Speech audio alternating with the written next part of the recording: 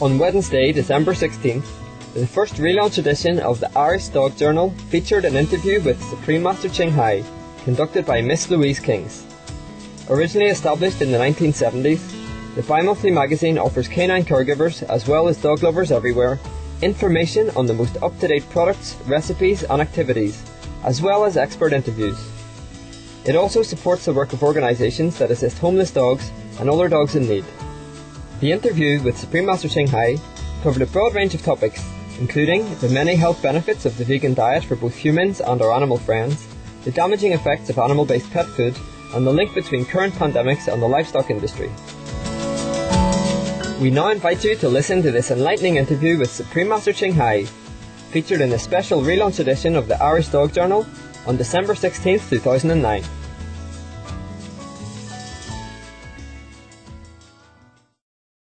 Supreme Master Television has featured many animal communicators. Can you tell us more about who communicators are and what they do? I will tell you, of course. We introduce all these animal communicators. We call them animal psychic communicators, yes, or telepathic communicators, yes. Because they are able to communicate in silence through an inner connection with our animal co-inhabitants. Many of them offer their gift to help other people better understand their animal companion. So if you cannot discover why your companion is behaving in some, unusual way or seems unwell, for example, then an animal telepathic communicator could find out if it is due to their diet or environmental problem or an injury, or sometimes some emotional setback. Yeah, sometimes the animals take on the sickness or stress to direct it away from their human companions. Animal telepathic communicators often don't need to be in the physical presence of the animal. Isn't that amazing? But it's natural, actually. We all have it, just we don't have time to remember. These communicators can speak through long distance, so some of them are also able to help people locate and find their companions who get lost even. Apart from these very beneficial practical services, the communicators may be able to tell you about your animal friend's feeling toward you and their deep unconditional love or loyalty to you, as well as what their mission is in life. In many cases, the animals came to help their caregiver develop spiritually in his or her life.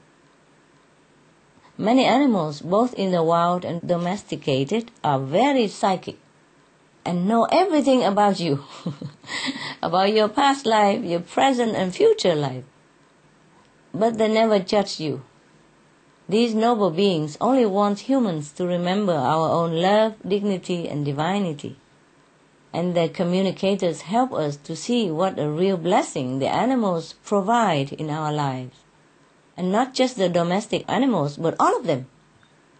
If you want to try and contact these professionals, can go to www.suprememastertv.com/constructive scrolls for a free list of worldwide animal communicators. Anyone can also watch past interviews with some of these good communicators on the Animal World, Our Co-Inhabitants program at www.suprememastertv.com/AW. Because we don't have time to tell it all here, but people can download them free of charge. Thank you, Louise. You're welcome. I think it's safe to say that all animal lovers would like to better communicate with their animal friends. Is it possible for us to learn to communicate better with our animals? Okay, yes, Louise. It is very possible to develop or regain this ability. It's just that due to our busy minds and hectic lifestyles, most of us have lost this inherent gift of communication. We could communicate with each other also telepathically even. But we can relearn it with practice. And of course, a cruelty-free diet, meaning no animal products, does help tremendously. To communicate telepathically with animals, we use the universal language of love again, yes? Anyone can try at night time to quiet their mind so that the atmosphere has a gentle and tranquil vibration, and then gently pet their animal companions while sending loving thoughts. Gradually, they might sense a heightened intuition within themselves that can perceive their feelings. And they can also try asking them the animals questions inside, and eventually they'll be able to hear the companions' answers clearly. Their inner voices might tell of the most beautiful secrets of the universe. Also, we can try forming a picture in our mind, visualizing what you are thinking. Then your companion will understand more easily and immediately. Once we are able to communicate with the animal friends, they could open doors for us to communicate with other animals as well, and open door to many other wonders, knowledge of the universe. Some animal telepathic communicators can also help. They even offer instructional classes. In one of Supreme Master TV's program, a lady sought the assistance of an animal communicator, and after that she was able to activate her own telepathic ability and communicate with her own rabbit. Yes, it does take some patience, quietude, time and practice, but the main instrument, of course, is love, Louis. Love is everything. Whether we can communicate telepathically or not, the inner world of animals is one of heart-to-heart understanding. Animals do not feel the need to talk a lot, yet they understand so much more. So it is always good to offer our true friendship and enjoy their presence. Then we will certainly feel a wonderful inner connection with our beloved animals, naturally. Okay, what role do animals play on the planet? And can you tell us about the noble quality of dogs and other animals? Sure. The animals come to this planet with a special role. Many of them are able to bring down divine power from heaven, or love, yes, just through their presence, because they are very connected with the divine at all times. Some, like horses and rabbits, can protect their human caregivers from negative influences or boost them with good health, good luck, even material fortune, joy or spiritual upliftment. They watch out for us quietly and humbly send blessings our way. Some of them are from higher levels of consciousness.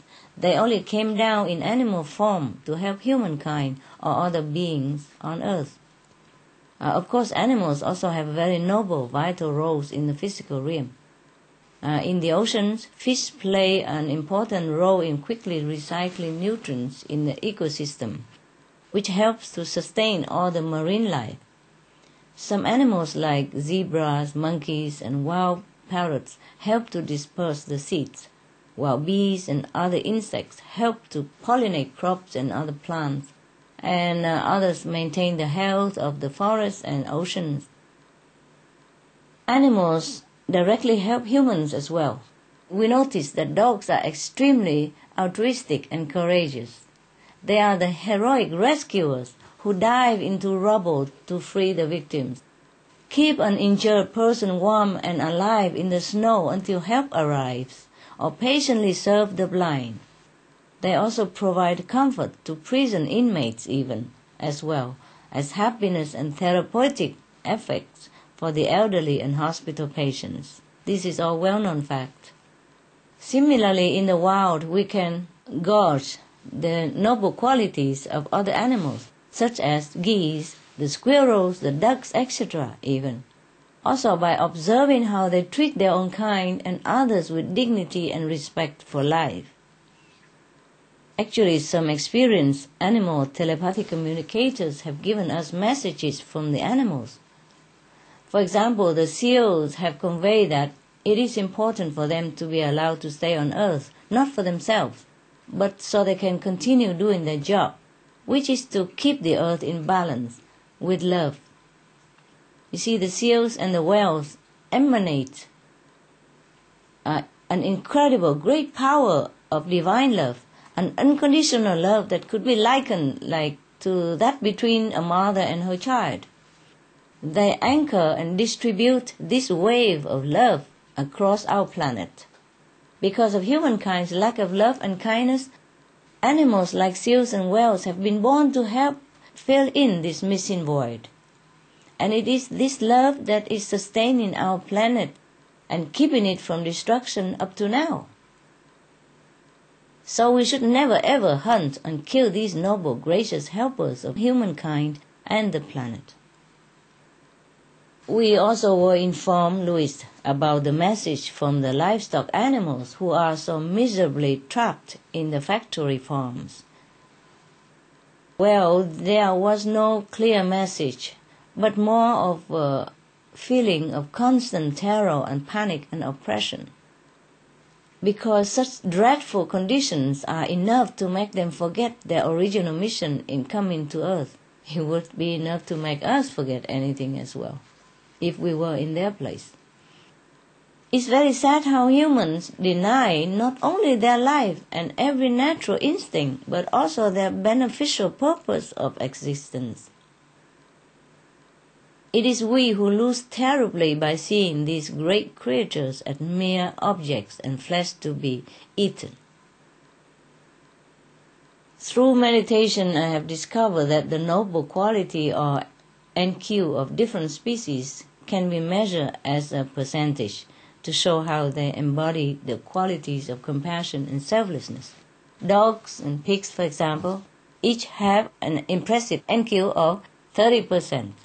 Cows have an NQ of 40%. In contrast, animals with more violent or flesh-eating tendencies have lower NQs. Lions, for example, have an NQ of 3% and tiger 4%. And as for humans, while some of us have, general breakdown, some of us have NQs of 10%, many of us have just a 3% noble quality. Humans can learn from these examples of noble quality in our co-inhabitants. We can develop our own NQ at any time, basically by never harming any living being, always doing good to others in any situation, and by keeping the loving veg diet. With these simple steps, we can even help elevate the people and animals we come in contact with, just as the noble animals assist in uplifting us and our world. That is the privilege of being human. You see, we can change, we can be greater. Animals, although they have great NQ, noble quality, they often stay that way. For example, if they have 30% NQ, they often stay that way.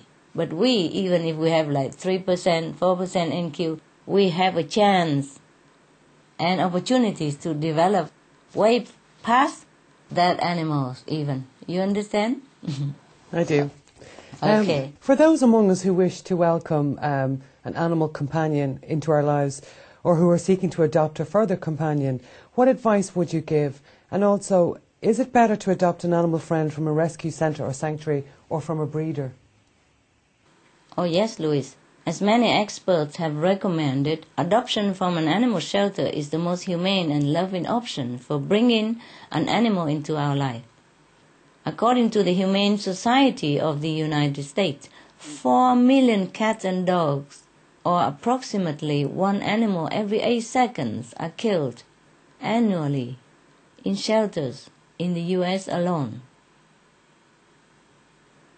It is a terrible fate for these innocent, beautiful animals, many of whom were once beloved home companions. See, usually the previous caregiver obtained their companion when they were not fully ready to commit the time and energy, either physically or mentally. So in order not to make the same mistake, anyone considering to adopt a new family member should first be prepared to provide for their physical as well as emotional needs. It's good to do a lot of research beforehand about the responsibilities involved.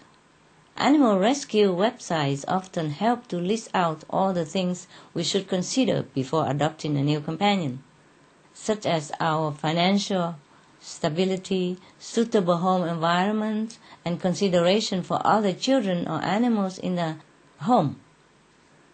If there is already an animal companion at home, we should first find out whether they can be compatible living together. Once we adopt the new member, we should show our love for them equally, through our words and actions. Also, we should make sure the animal shelter is a non-kill shelter to support the non-violent way. Adopting from a sanctuary is also possible and good, but the non-kill shelters are the most desperately in need of homes. It is advised not to try to buy a pet from a breeder, and especially the pet shop, because the way they get the puppies is just too often terribly inhumane.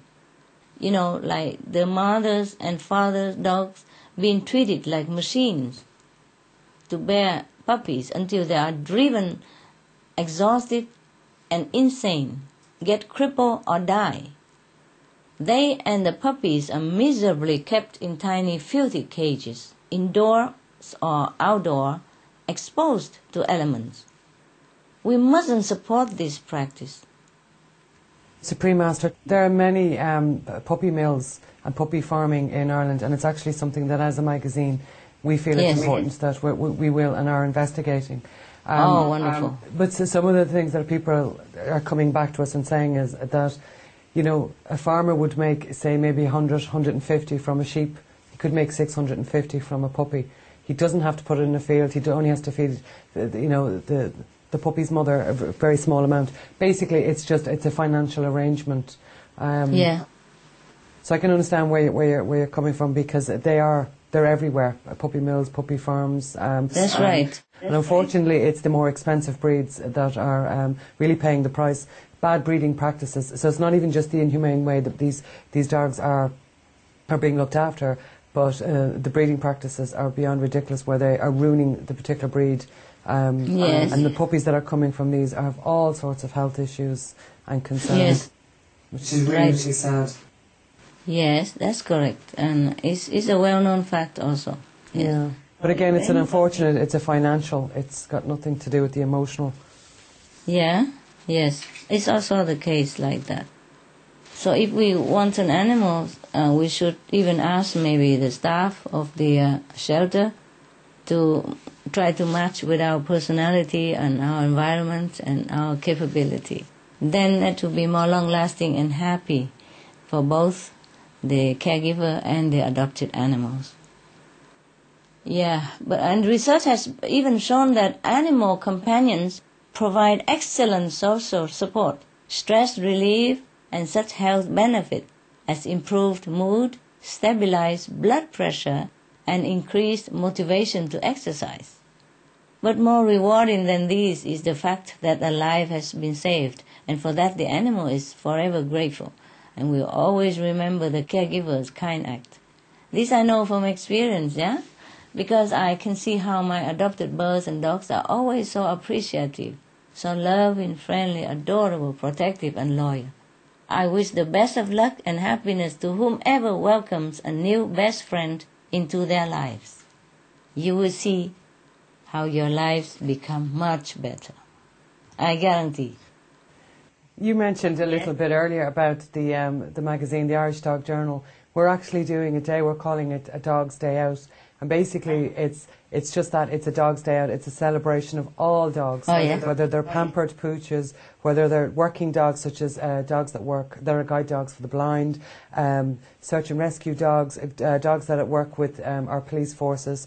Then you've got your activity dogs like the sledge dogs and carting dogs. But as I said, it's just really is that it's a celebration of all dogs, giving them a day out and showcasing the work and what they give us, and then it's kind of like we're giving something back. But you also mentioned about the animal shelters. We're doing that as well, where we're going to those with a no-kill policy to kind of come along and bring some of their dogs so that people can match, as you mentioned before, their personality, their lifestyle to the right dog. That's good. Because, Christmas is a notorious time whereby people are buying new puppies and the ISPCA have shown that up to 60% of these puppies are a mismatch. 3, 4, 5 months later, they end up in animal shelters, sadly. Yes, that's true. Plus, we're also going to have some fun. We have a fashion show with an amazing dog clothes range that are coming over. Yes, we should always do research before we adopt an animal. Definitely, yeah, definitely. Okay, just a couple of more questions. One is that you give awards to people worldwide, including leaders in various different fields, but you also give awards to animals for their great deeds. Can you tell us a little bit about this? Yeah, I'm always happy to tell about this. Yeah, the Shining World Hero Award was created to highlight the remarkable, extraordinary, heroic nature of our fellow human and animal neighbors. Be it the heroic stranger dog who appeared from out of nowhere and pulled an injured woman 45 meters to a road so that people could see her there and help her, completely strange dog. Or a cat who showed his unaware caregivers where she had cancer by repeatedly touching the exact spot. In many cases, the family dog or even a rabbit detected a fire and awakened their human companions in time to avoid danger, thus saved their life, sometimes while sacrificing their own even, which they would do without a moment's hesitation. Oh, these stories also make me cry forever, Louis, yes. When the dogs or horse sacrifice their life to save their loved family, it makes me cry forever. I love him so much. Even I don't know that horse, I don't know that dog, I don't know that animal, but when I read this story, it just touched my heart. And I just hug them in my soul and love them and pray for them. But they don't need our prayers. It's just that we do that out of love. There is, like, for example, one touching story of an elderly woman who was trapped beneath a collapsed building after the big China earthquake. The true story, huh? Yes. The two dogs who found her not only barked to get the rescue team's attention, but over the 8 days she was trapped, they brought her food, Louis, pushing it through the cracks for her to eat. They licked her face and leaned on her to comfort and give her strength and warmth to survive. Can you imagine? Nobody taught them to do that. They don't even know the woman. For these noble heroes, I give them not only the award, but also gifts of love, even financial, tip, and delicious veggie food, and treats, and high-quality clothes. I see that it makes you cry too, eh? We are both the same. Yeah. And beds that I designed for the animals. We also show their stories on Supreme Master Television to remind people that animals are like our guardian angels in physical form. There is an African grey parrot in Japan named Yosuke who got lost, Louis. And because he remembered to say his full name and address at the right occasion among the many other words he learned, he was able to return to his home. So there is also the Shining World Intelligence Award also for that kind of cutie, yes. In addition, we have the Shining World Loving Award. The first recipient was Maran hen, the chicken, from the United Kingdom. Would somebody give Louis a tissue, please? No, I'm fine. She adopted 3 abandoned duck eggs, yeah, Louis? The chicken hen adopted 3 abandoned duck eggs that she found and stayed with them until they hatched. Now they are living happily ever after, interspecies family, yes. For this pure example of love in harmony, along with the award, Maran hen also received a pretty little scarf with the word hero on it, and lots of tasty, nutritious grains for her and her adopted family to enjoy. All these awards are to show us that animals are love in action. So we should not kill them or eat them, but we should respect them more and even emulate their selflessness and loving kindness. Thank you, Louis, for crying with me. We laugh now. Our last question now, Supreme Master.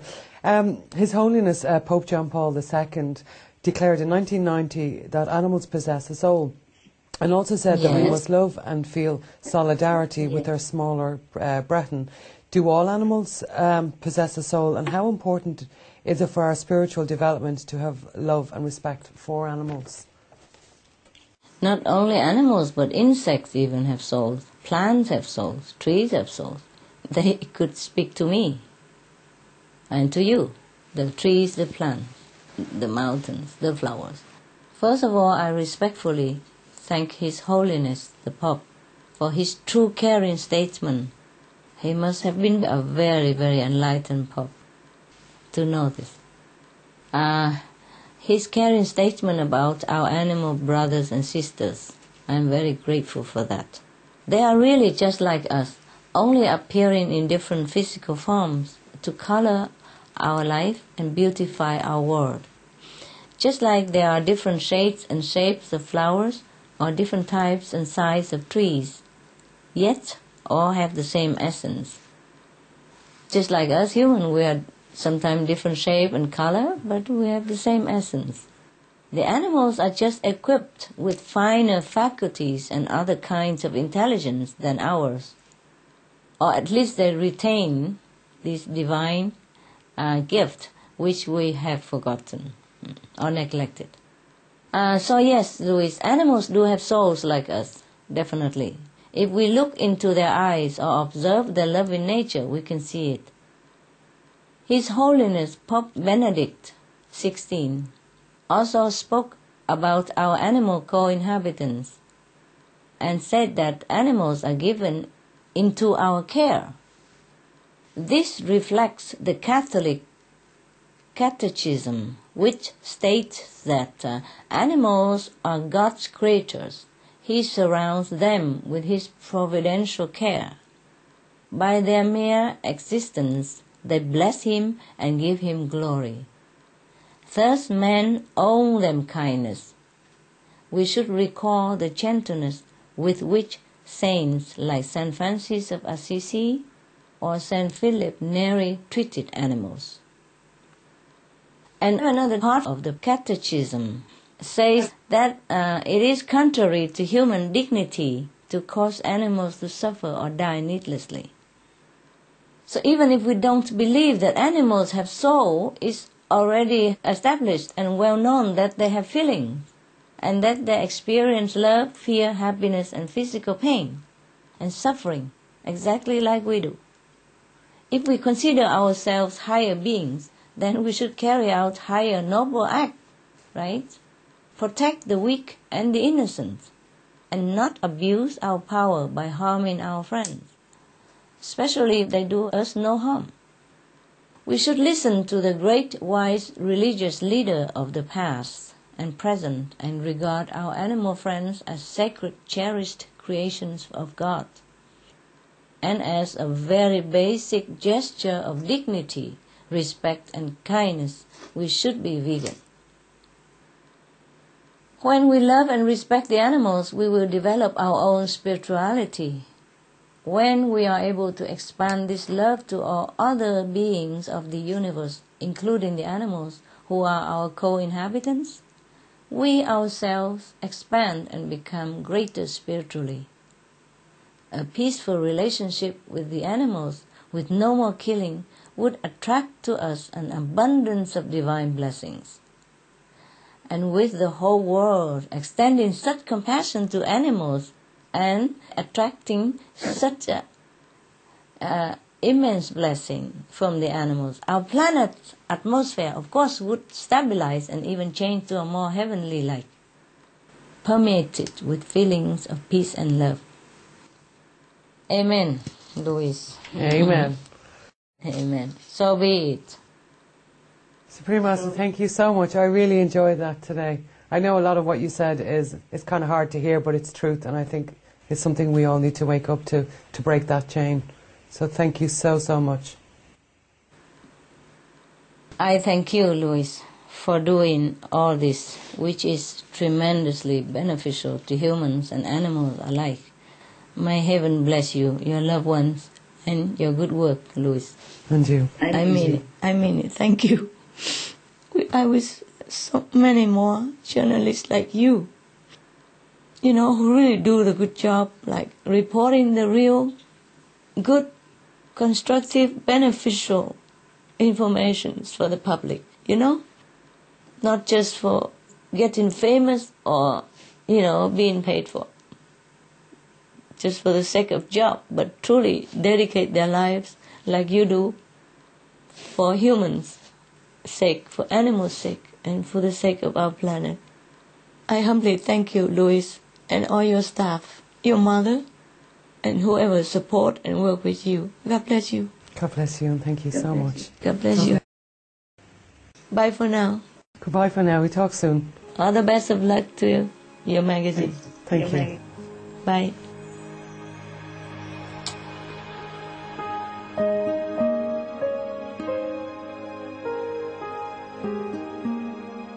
Vegetarianism in religion. The Baha'i Faith. Regarding the eating of animal flesh and abstinence therefrom, know thou of a certainty that, in the beginning of creation, God determined the food of every living being, and to eat contrary to that determination is not approved. Selections from the Baha'i writings of some aspects of health and healing. Buddhism. All meats eaten by living beings are of their own relatives. Lankavatara Sutra.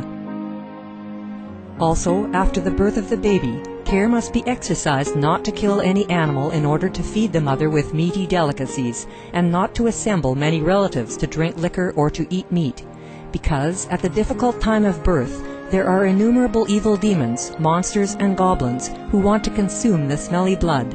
By ignorantly and adversely resorting to the killing of animals for consumption, they bring down curses upon themselves, which are detrimental to both the mother and the baby. Ksiti Sutra. Be careful during the days immediately after someone's death, not killing or destroying, or creating evil karma by worshipping or offering sacrifice to demons and deities, because such killing and slaughtering committed, or such worship performed, or such sacrifice offered, would not have even an iota of force to benefit the dead, but would entwine even more sinful karma into previous karma, making it even deeper and more serious. Thus, delay his rebirth to a good state. Karma means retribution. Ksiti Sutra. Gaudai. The most important thing is to stop killing, because animals also have souls and understand like humans. If we kill and eat them, then we owe them a blood debt. Teachings of the Saints. Christianity. Meats for the belly, and the belly for meats, but God shall destroy both it and them. Holy Bible. And while the flesh was yet between their teeth, ere it was chewed, the wrath of the Lord was kindled against the people, and the Lord smote the people with a very great plague. Holy Bible. Confucianism. All men have a mind which cannot bear to see the sufferings of others. The superior man, having seen the animals alive, cannot bear to see them die. Having heard their dying cries, he cannot bear to eat their flesh. Mencius. Essenes. I am come to end the sacrifices and feasts of blood, and if ye cease not offering and eating of flesh and blood, the wrath of God shall not cease from you. Gospel of the Holy 12. Hinduism. Since you cannot bring killed animals back to life, you are responsible for killing them. Therefore, you are going to hell. There is no way for your deliverance. Adalila. He who desires to augment his own flesh by eating the flesh of other creatures lives in misery in whatever species he may take his birth. Mahabharata anew. Islam. Allah will not give mercy to anyone except those who give mercy to other creatures. Hadith. Do not allow your stomachs to become graveyards of animals. Hadith. Jainism. A true monk should not accept such food and drink as has been specially prepared for him involving the slaughter of living beings. Sutrakatanga. Judaism. And whatsoever man there be of the house of Israel, or of the strangers that sojourn among you, that eateth any manner of blood, I will even set my face against that soul that eateth blood, and will cut him off from among his people. Holy Bible. Blood meaning flesh. Sikhism. Those mortals who consume marijuana, flesh, and wine, no matter what pilgrimages, fasts, and rituals they follow, they will all go to hell. Guru Granth Sahib. Taoism. Do not go into the mountain to catch birds and nets, nor to the water to poison fishes and minnows. Do not butcher the ox that plows your field. Tract of the Quiet Way. Tibetan Buddhism. The offering to the deities of meat obtained by killing animate beings is like offering a mother the flesh of her own child, and this is a grievous failure, the supreme path of discipleship. Zoroastrianism. Those plants I, Ahura Mazda, or God, rain down upon the earth to bring food to the faithful and fodder to the beneficent cow. Avesta. Everybody knows that vegetarian diet is good for health and to save the planet. They will be awakening their own great, compassionate, loving self-nature, and then their level of consciousness will rise up automatically, and they will understand more than they ever did, and they'll be closer to heaven than what they are right now.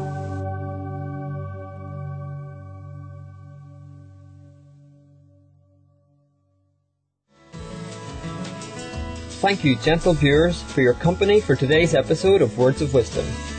Coming up next is Models of Success, right after noteworthy news. Please stay tuned to Supreme Master Television. Farewell for now, and God bless.